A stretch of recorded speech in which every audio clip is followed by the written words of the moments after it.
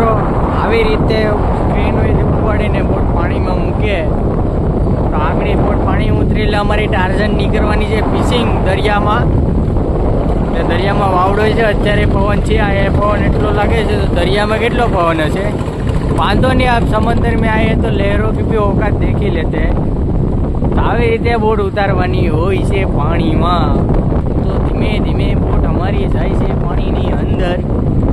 બરાબર, જો આવી રીતે હોય છે આમાં કઈ ઝાઝી લપ ના હોય. હાલો ઉતરે છે, જાય છે જાય છે. Come on come on come on come on. पंखो से ये पंखा भरे ना तो बोट चलती है, ना भरे तो नहीं चलती. हाल उतरी गई.